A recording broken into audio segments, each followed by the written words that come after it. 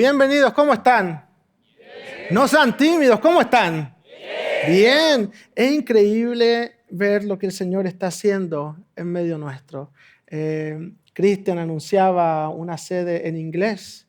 Eso es algo impresionante. El Señor está moviéndose de una forma increíble y nosotros vemos todo eso, tenemos el privilegio de ser testigos de su mover. Y es realmente increíble. Vemos la palabra, vemos la Biblia y vemos cómo comenzó la iglesia.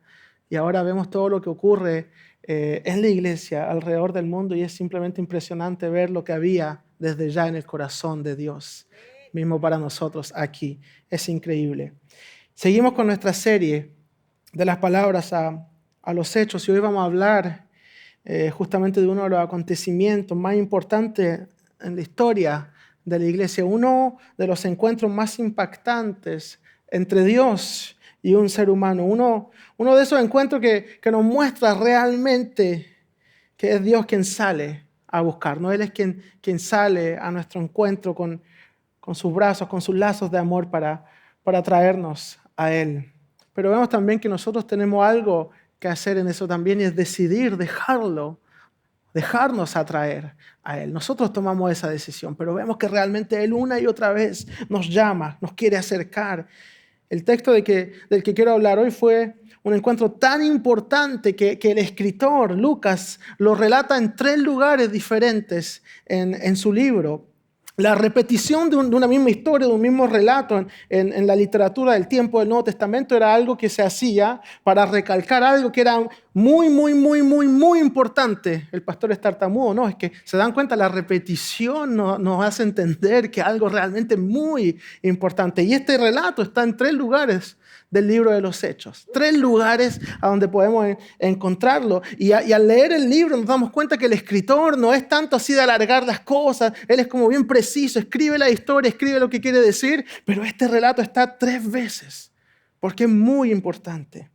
Estoy hablando de la conversión de Saulo de Tarso, el apóstol Pablo, también llamado el apóstol de los gentiles. Este hombre, después de su conversión, escribió aproximadamente la 4ª parte del Nuevo Testamento. Tenemos en la Biblia varias de las cartas que él escribió a las iglesias, que él fundó algunas cartas personales también llenas de consejos, llenas de enseñanzas para la iglesia. Y su conversión es relatada por primera vez en Hechos capítulo 9. Y a partir de ese momento, el libro de los Hechos en gran parte va a hablar de su vida, de sus viajes misioneros, de lo que él hizo. Este hombre será un instrumento en las manos de Dios para llevar el evangelio de Jesucristo a los confines de la tierra, a los pueblos, a las naciones. Pero primero Dios tenía que encontrarse con él. Primero Dios tenía que hacer una conversión en su corazón, una transformación en él. Primero debía experimentar una conversión completa en su vida. Y de eso vamos a hablar hoy. Y la palabra justamente conversión viene del latín convertere, que quiere decir darse la vuelta. Y esto es literalmente lo que Pablo hizo. Su vida cambió completamente de dirección. Y retomando sus propias palabras en una de las cartas que él escribió, que está en la Biblia, dice, fui alcanzado por Jesucristo. Pablo tenía un camino ya hecho en su cabeza, ya tenía un itinerario, ya tenía algo, tenía planes, tenía una misión, tenía una visión de lo que él tenía que hacer, una vocación. Y era la de acabar con el cristianismo. Qué interesante, el hombre que predicó a todas las naciones, antes su vocación era eliminar esa predicación, eliminar el mensaje del evangelio, perseguir a los seguidores de Jesús hasta encontrar el último de ellos y eliminarlo. Pero en medio de sus planes fue alcanzado por Jesús. Jesús le salió al encuentro y cambió sus planes, porque Pablo no lo sabía. Pero el camino que él estaba tomando, lo que él creía que era lo correcto y lo justo ante Dios, era un camino de perdición, un camino de muerte. Y muchas veces nosotros también vamos por caminos de muerte. Tomamos decisiones incorrectas que van en contra de la palabra de Dios y necesitamos que Jesús salga a nuestro encuentro también. Por eso la palabra dice en Proverbios 14:12, hay camino que al hombre le parece derecho, pero su fin es camino de muerte. El mensaje de hoy lleva por título Cambiando de ruta.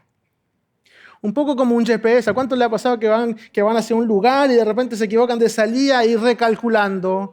Y a veces se demoran en recalcular y cuando termina de recalcular, la calle donde tenías que ir acaba de pasar al lado tuyo. ¿A cuánto le ha pasado? Y tú ves el tiempo que llegaba en 10 minutos, después en 15, después en 20, después, y así recalculando una y otra vez. Bueno, a veces es necesario recalcular también en nuestras vidas, en nuestros planes, lo que nosotros queremos hacer. Y por eso la invitación de Jesús siempre fue, sígueme. Seguirlo a Él. Él es como nuestro GPS espiritual que nunca falla, que nunca se equivoca, que si lo seguimos vamos a un destino seguro. ¿Cuál es el camino? Jesús. Él dijo, yo soy el camino, sígueme. Es necesario revisar a la luz de las Escrituras nuestro camino. Revisar si el camino en el que estamos es camino de vida o camino de muerte. Porque nuestros ojos y nuestro corazón muchas veces nos pueden fallar. Así como le ocurrió a Pablo.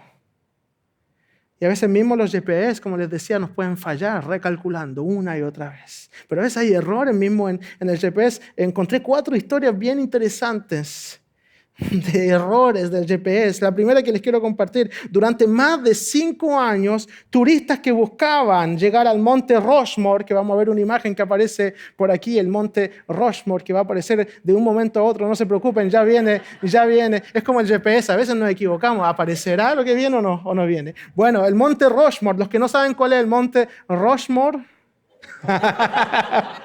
era el Q que se los di como 4 veces ahora. Entonces el monte Rushmore, no, todavía no, no se preocupen. Entonces ese es el monte con los rostros en escultura, en esa montaña, que son inmensos, bien grandes. Entonces unos turistas querían llegar a ese lugar. ¿Por qué se ríen? No apareció todavía. No se preocupen, no hay problema.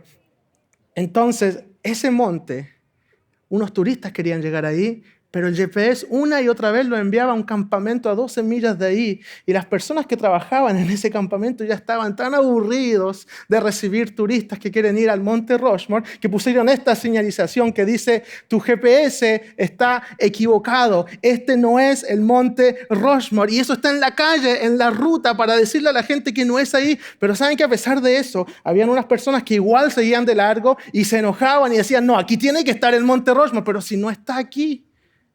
Y era tanto que hasta pensaron construir una miniatura del Monte Rushmore y decirle, tienen razón, ahí está, era mucho más pequeño de lo que pensaba, ¿cierto? Ahí está el Monte Rushmore. No sé si les gustó la anécdota o que apareciera la imagen, pero el Monte Rushmore. Y querían llegar ahí y no podían. El GPS los llevaba a otro lugar. Entonces, cuando hay problema con lo que te guía, llega al lugar incorrecto. Y tenemos la imagen de la señalización que sale después. Esa es, tu GPS está equivocado, no es aquí. Y después, en el año 2016, una compañía de demolición pide disculpas por destruir la casa equivocada porque se equivocaron de dirección cuando le pusieron el GPS. ¿Se imagina llegar a su casa y ya no tiene? Porque la compañía buscó en el GPS y le dio la dirección equivocada. En el año 2010, un error en cuanto a la frontera entre Nicaragua y Costa Rica provoca accidentalmente una invasión de Costa Rica por parte de Nicaragua. Pensando que ciertos territorios les pertenecían, pero en realidad eran de Costa Rica. Yo no entiendo cómo. Esta ciudad era mía, ¿no? O es de ustedes, no me acuerdo. Entonces, hasta se tuvieron que meter el ejército, las Naciones Unidas, ¿no? Fue algo realmente que provocó casi una guerra en el fondo. Hay que tener cuidado en a dónde uno pone nuestra confianza. Pero también hay errores que pueden costar la vida. Hace apenas un año atrás, el 30 de septiembre del 2022, un hombre perdió la vida porque el GPS lo llevó a cruzar un puente que se había derrumbado 10 años atrás. Como era de noche, no había mucha visibilidad, el hombre no conocía el lugar, simplemente se fió en el GPS y avanzó y se cayó al agua con su auto y ahí falleció. Y el artículo dice, al no estar familiarizado con las carreteras locales, confió en Google Maps. Mi pregunta para ti hoy es, ¿en qué o en quién estás confiando para guiar tu camino, para guiar tu vida? Porque recuerda, hay caminos que al hombre le parecen derechos, pero su fin es camino de muerte. Y tenemos que reconocer que como seres humanos que somos, tenemos limitaciones y no lo sabemos todo, no conocemos todo. Pero tenemos un Dios que sí lo sabe todo, un Dios todopoderoso, que Él nos quiere guiar a su presencia y a una eternidad con Él. La vida eterna es algo tan importante que no puedes confiar en cualquier cosa para guiarte. Entre tantas voces que dicen, yo sé dónde hay que ir, yo sé dónde está la verdad, yo sé dónde buscar, hay uno solo que dijo, yo soy la verdad, yo soy el camino, yo soy la vida y yo soy la resurrección. Y ese es Jesús. Si alguien lo cree, debiera decir amén. Amén. Nuestro Dios es la verdad y el camino, la vida, la resurrección. Y sabe, no solo lo dijo, sino que lo comprobó muriendo en la cruz y resucitando al tercer día para darnos salvación y vida eterna. Ese es nuestro Señor Jesús. La Biblia dice que no hay otro nombre dado a los hombres por el cual podamos ser salvos. Por consecuencia, nuestro GPS espiritual es Él. Su vida, su palabra. Él no falla, Él nunca se equivoca. Su palabra es verdad. Vida, pero solamente cuando la leemos y la aplicamos a nuestras vidas. Leamos juntos la historia del apóstol Pablo, cuya vida cambió radicalmente cuando Jesús le salió al encuentro, cuya ruta cambió. Su historia se encuentra en Hechos 9, versículo 1 en adelante. Vamos a leer los dos primeros versículos. Dice, mientras tanto, Saulo, respirando aún amenazas de muerte contra los discípulos del Señor, se presentó al sumo sacerdote y le pidió cartas de extradición para las sinagogas de Damasco. Tenía la intención de encontrar y llevarse preso a Jerusalén a todos los que pertenecieran al camino, fueran hombres o mujeres, para comprender la amplitud del milagro que ocurrió en la vida de Pablo. Primero tenemos que conocer y comprender quién era este hombre antes de su encuentro con Jesús. Estos dos primeros versículos que acabamos de leer nos dan algunas pistas, nos dicen un poco quién era, cuáles eran sus motivaciones. Y también tenemos varias cartas, como les decía, que él escribió, donde él también cuenta un poco quién era él, cómo era él antes de conocer a Jesús. Tenemos varios textos que nos hablan de él. Primeramente, debemos decir que Pablo era un fariseo. Y era hijo de fariseo, y para él la herencia cultural de sus padres, las tradiciones de sus padres eran de gran importancia. De hecho, él mismo escribe en su carta a los filipenses lo siguiente, recordando quién era él antes de conocer a Cristo. Filipenses 3, 4 y 7 al 7 dice, si cualquier otro cree tener motivos para confiar en esfuerzos humanos, yo más. Circuncidado al 8º día, del pueblo de Israel, de la tribu de Benjamín, un verdadero hebreo, en cuanto a la interpretación de la ley, fariseo, en cuanto al celo, perseguidor de la iglesia, en cuanto a la justicia que la ley exige, intachable. Sin embargo, todo aquello que para mí era ganancia, ahora lo considero pérdida por causa de Cristo. Ese era el apóstol Pablo, un fariseo. Un hombre que creía que al obedecer estrictamente a la ley de Dios, así estaba buscando su salvación. Así él podía ser salvo. Esa era su justicia. Y que de esa forma, si todo el pueblo lo hacía, sería libre. Eso era un fariseo. Ellos no tenían miedo de sufrir por cumplir la ley. Eran los más estrictos. Para ellos el centro de todo era la ley y las tradiciones de su antepasado.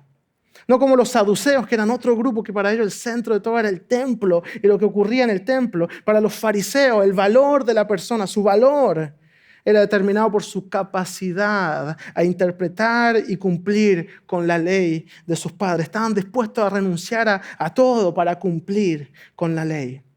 Así se distinguían del resto del pueblo de Israel por esa consistencia que tenían de estrictamente cumplir siempre, todos los días de su vida. Y a eso se refiere Pablo cuando habla de esfuerzos humanos. Él le empieza a hablar y dice, ustedes piensan que por sus esfuerzos, por tratar de hacer las cosas bien, y muchas personas piensan eso hoy en día también. No, pero yo me estoy ganando el cielo haciendo cosas buenas. Pero él mismo dice, yo con todo lo que hacía, con todas las leyes que cumplía, con las tradiciones de mis padres, era intachable.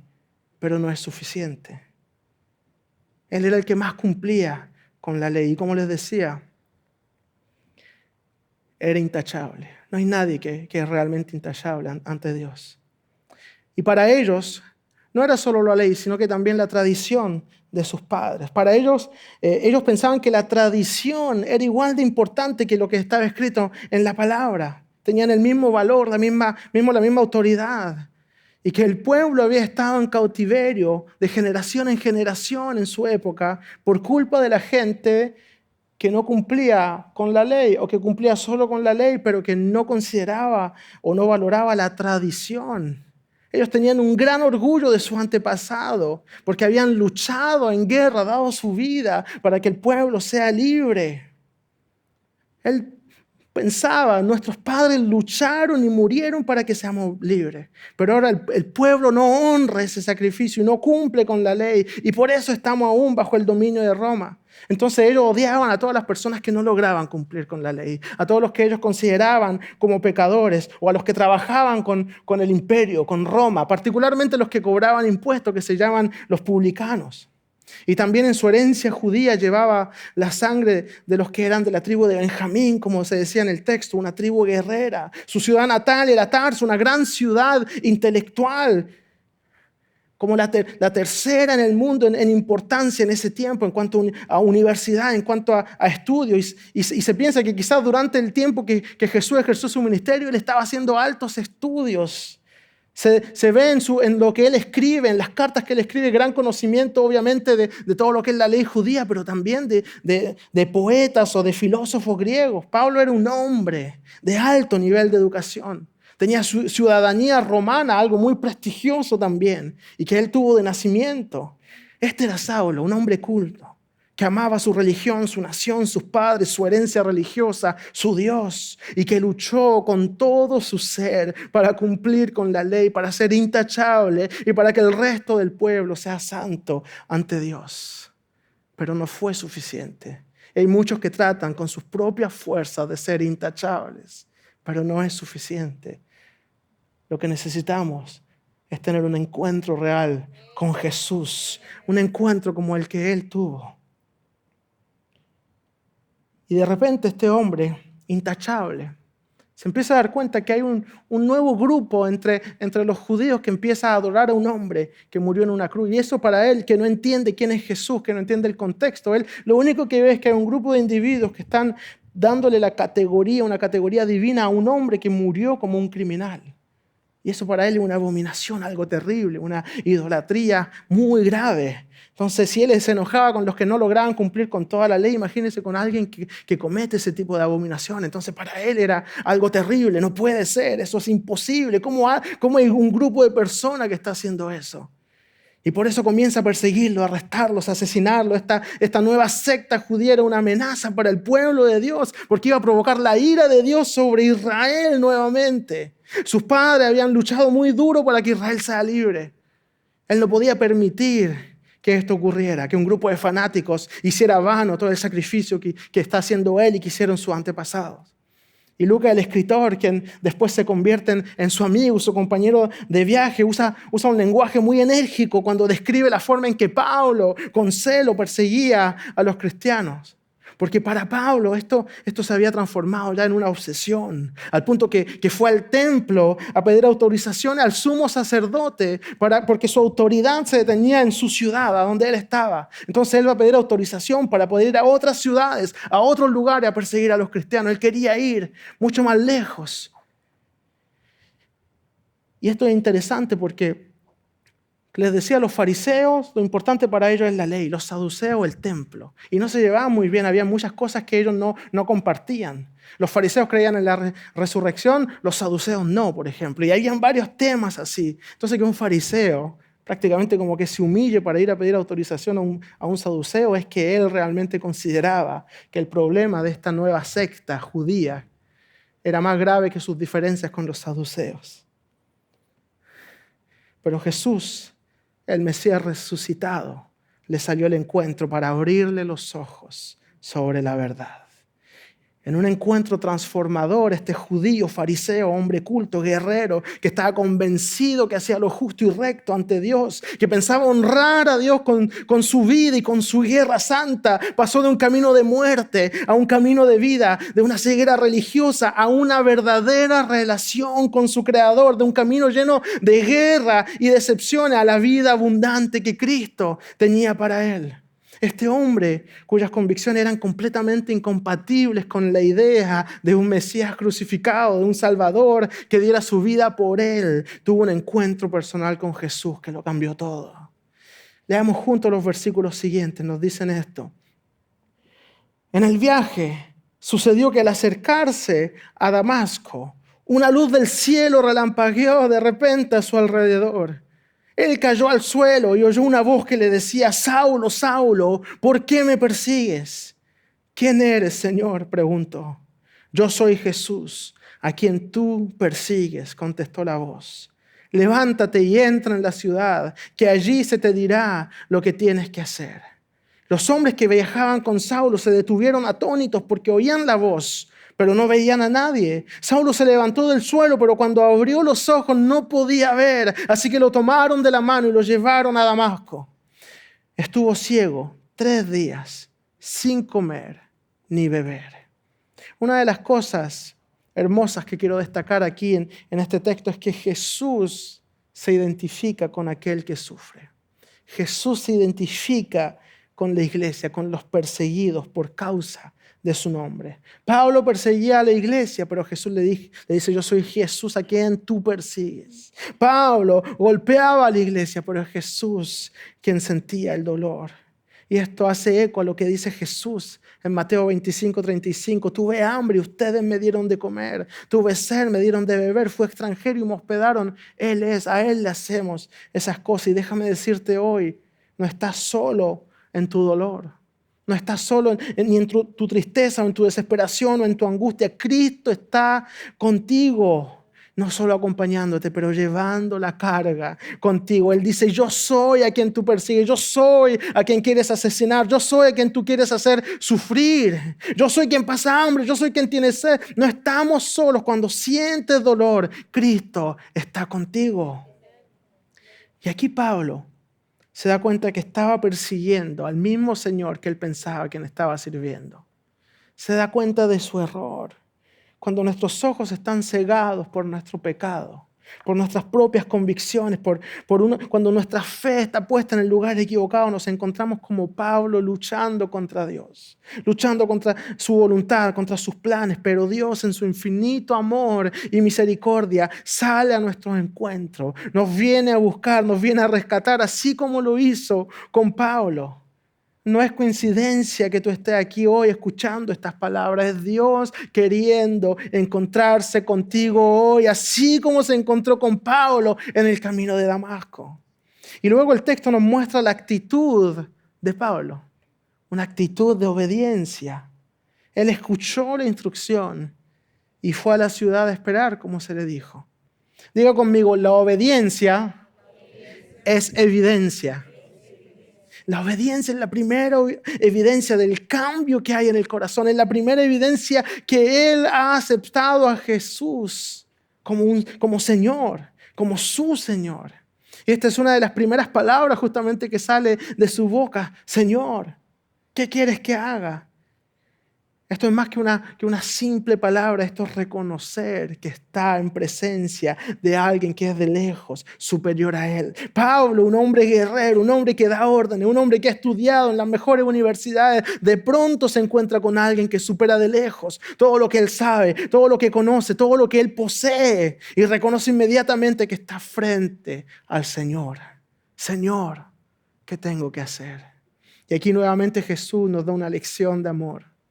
Podemos equivocarnos, podemos perdernos, hacer las peores cosas imaginables, perdernos en nuestro pecado, en nuestra maldad, en nuestra rebeldía, pero el amor de Cristo nos alcanza donde quiera que estemos, donde quiera que vayamos. Podemos fallar y pensar que lo hemos arruinado todo, que ya no tenemos perdón ni remedio, que ya no podemos cambiar, pero cuando Cristo se revela a nosotros, cuando somos expuestos a su palabra, cuando su luz ilumina nuestras vidas. Su poder sobrenatural comienza a mostrarnos que sí hay esperanza, que sí hay perdón para nosotros, que todo lo que tenemos que hacer es tomar la decisión de creer en Cristo Jesús y Él todo lo hará nuevo. Alguien puede decir amén y darle un aplauso a nuestro Dios que nos hace nuevas criaturas en Cristo Jesús. Eso es lo que hace nuestro Dios. Nos toma allá donde estamos, nos perdona. Pero al encontrarse con Jesús tenemos dos opciones. Como Pablo, obedecer o rechazar el llamado de Jesús. Y aquí vemos que Pablo decidió obedecer. Hubo en él un cambio radical. Y como les decía hace unos instantes, la evidencia de ese cambio es su obediencia. En nuestras vidas es lo mismo. La evidencia de que hemos conocido a Jesús, que hemos decidido seguir a Cristo, es que cuando Él nos habla, le obedecemos. Cuando en nuestro diario vivir somos imitadores de Jesús, cuando dejamos que el Espíritu Santo nos guíe, cuando oramos diciendo, Señor, haz tu voluntad en mi vida, cuando nos humillamos ante Él, confiando en sus planes y pase lo que pase, sea lo que nuestros ojos están viendo, permanecemos fieles al Señor. Eso es evidencia que hemos nacido de nuevo para vida eterna. Pablo iba camino a Damasco, este lugar que representa nuevos límites de su maldad, porque él estaba extendiendo el territorio donde podía obrar en su ceguera, en su maldad, en su pecado. La maldad, el pecado, comienza siempre de a poco y va creciendo. Pablo hasta ese momento había perseguido a los cristianos en Jerusalén, pero aquí es esta nueva frontera que la maldad y el pecado quieren alcanzar. Pablo, no dejes que tu pecado siga creciendo y extendiéndose en tu corazón. No dejes que tu pecado siga conquistando nuevas fronteras. Damasco es potencialmente creadora de un Pablo que no alcanzamos a conocer, gracias a Dios. Un Pablo aún más violento, más cruel, más sanguinario. Todos tenemos ese potencial de ir de mal en peor. Tenemos acceso a ese camino hacia Damasco. Y es nuestro deber como seguidores de Jesús cambiar de ruta y seguir a Cristo. Y aquí vemos que Jesús transformó este camino en el camino que cambiaría su destino. Jesús tuvo misericordia tanto de las personas que iban a ser perseguidas por Pablo como de Pablo, el perseguidor. Tuvo misericordia de todos ellos. El camino de Damasco, como les decía, es camino de perdición, de rebeldía. Son las cosas que te tienen completamente cegados a la verdad de la palabra. El camino de Damasco es el que tomas cuando sigues tus propios engaños, cuando buscas tu propia ley, cuando construyes tu propio Dios a tu imagen, cuando quieres hacer tu propia justicia. Y en ese camino hay sufrimiento, soledad, angustia, decepción, lágrimas. Pero Cristo quiere que pases de perdición a salvación, de engaños a su verdad que nos hace libres, de oscuridad y tinieblas a su luz admirable, de tu propia ley y tu propia justicia que te condenan, a la gracia de Dios que te salva, te perdona, te levanta y te restaura donde quiera que estés. Hay caminos que al hombre le parecen derechos, pero su fin es camino de muerte. Cristo Jesús es el único camino que lleva a la vida eterna. Ese es Cristo Jesús.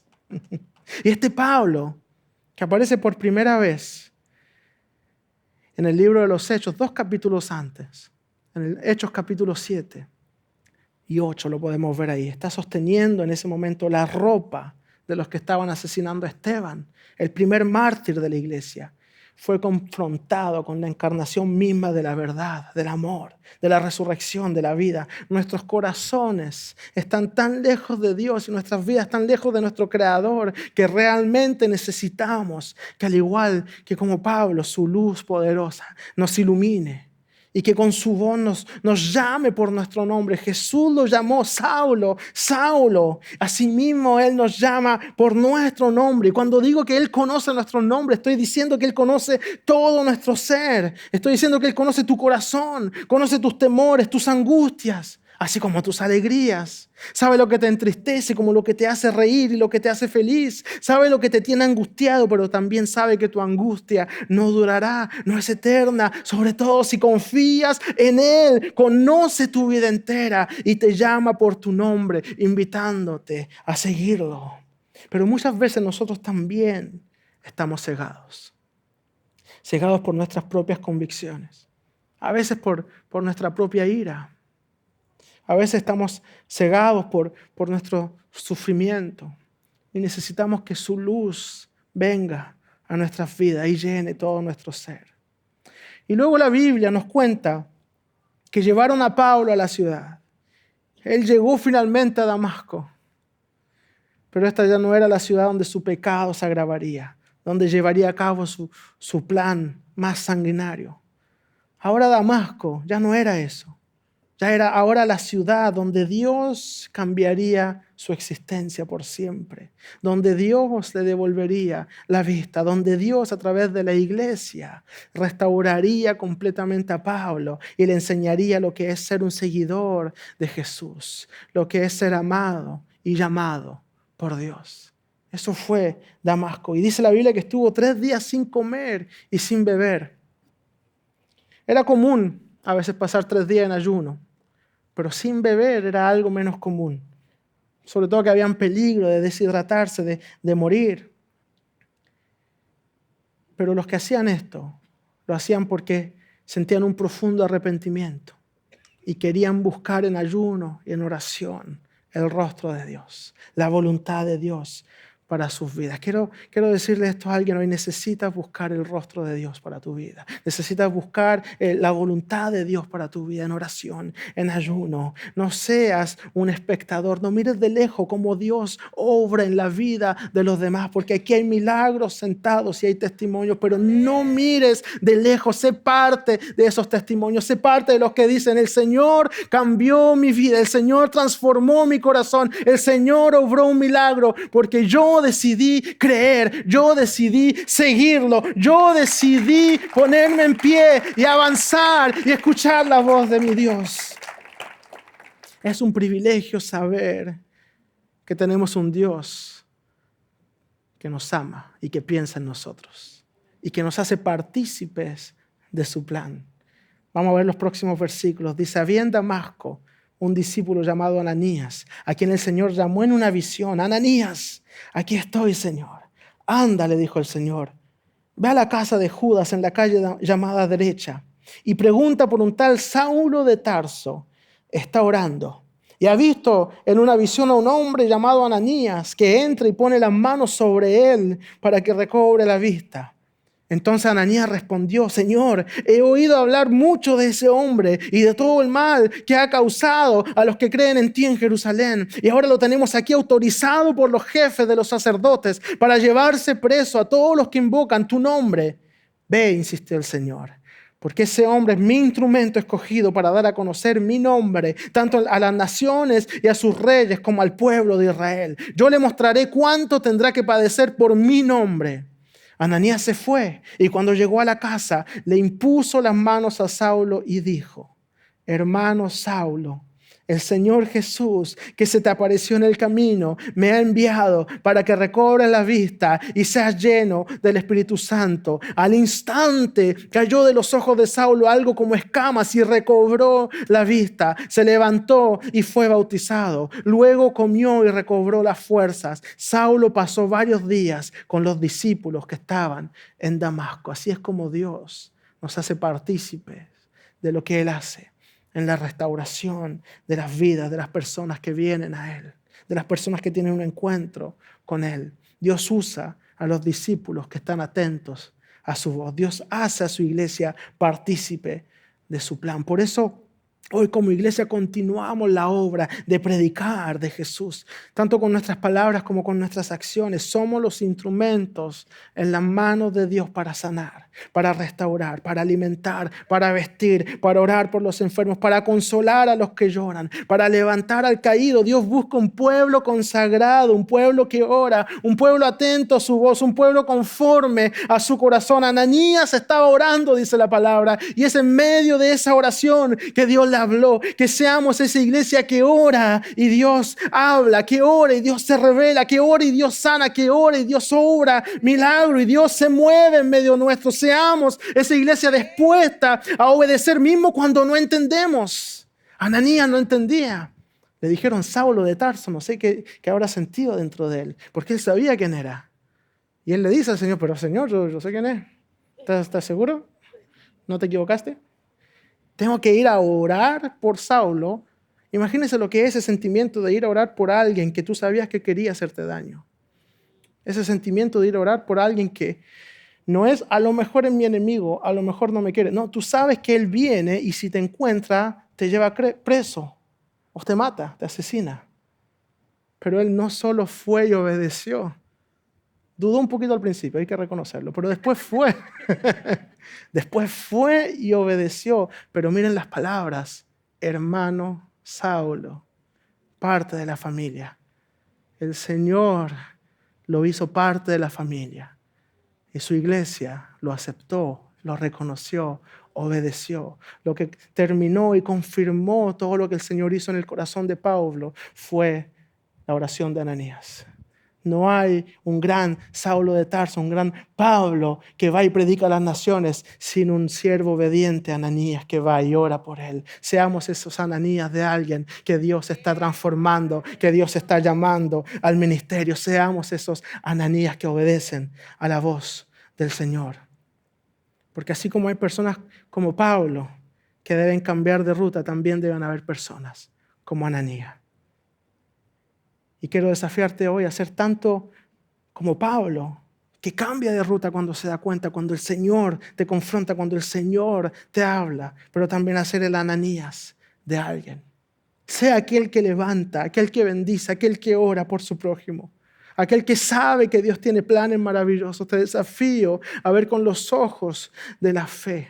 Ananías veía con sus ojos a un asesino, pero Jesús veía al misionero, al fundador de iglesia, al escritor inspirado por el Espíritu Santo, al maestro, al teólogo, a su hijo que daría la vida por predicar el evangelio. Ananías veía a un asesino, pero Cristo veía completamente otra cosa. Nosotros vemos algo limitado, pero el Señor ve cosas que nosotros no vemos. Eso es lo que Cristo ve cuando te mira a ti también.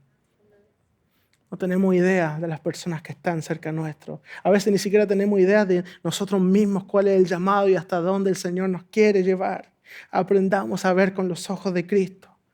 Porque a tu lado hay misioneros, hay ministros, hay predicadores. ¿Cuántos lo creen? Hay evangelistas, hay hombres y mujeres poderosos para el Señor, portadores de su palabra. Eso es lo que hay sentado. Está llena la sala de hombres y mujeres poderosos con autoridad del Señor.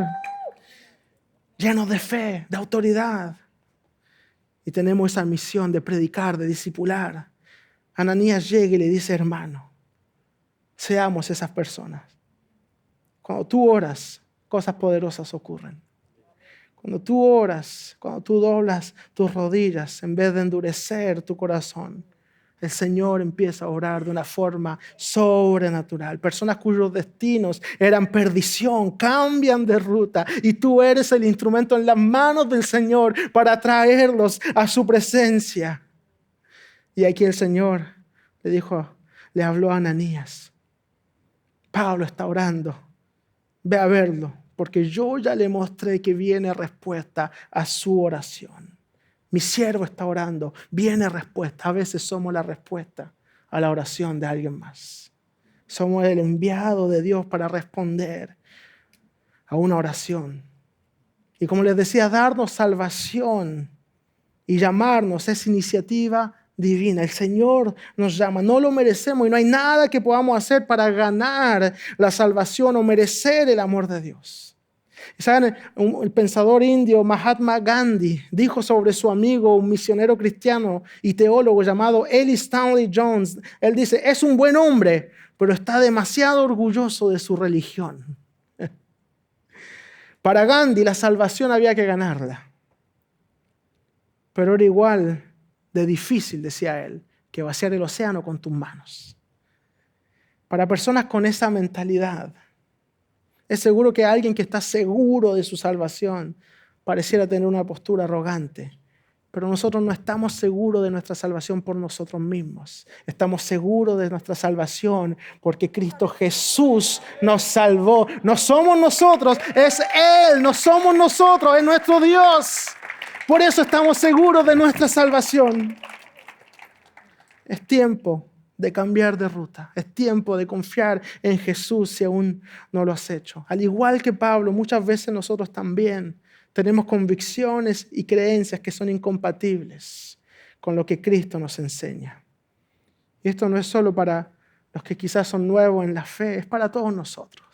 El Señor sigue hablándonos, sigue transformándonos, sigue cambiando cosas en nosotros, en nuestros corazones. Tenemos muchas veces profundas creencias, convicciones, tradiciones o mismo supersticiones que son incompatibles con la realidad de la Biblia, con la verdad de que Cristo vino a dar su vida por nosotros, con la autoridad y el poder infinito de nuestro Dios, con la verdad de un Dios lleno de amor y de compasión.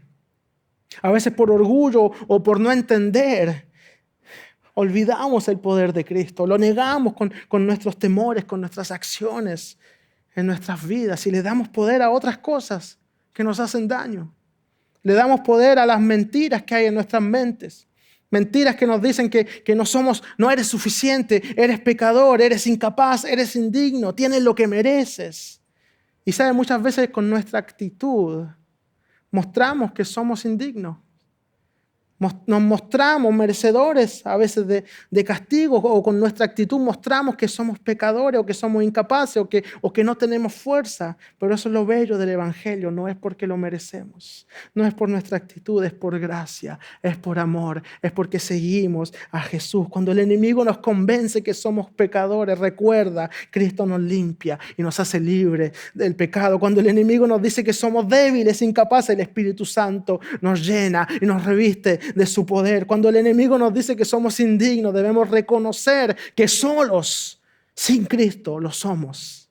Pero con Él somos más que vencedores. En Él no hay condenación. En Él somos justificados porque Él tomó nuestra maldad y la llevó consigo a la cruz del Calvario. A veces le damos poder al orgullo.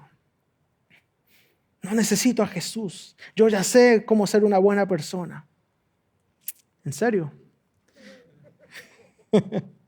Y esas mentiras que esta misma semana dijiste, y esas palabras que dijiste que hirieron a tus familiares, y esos arranques de ira que tuviste, y todas las veces que has abierto tu boca para engañar o manipular, y todas las veces que has hecho cosas que sabes que no debieras hacer, pero aún así las hiciste, y todas las veces que pensaste mal de alguien.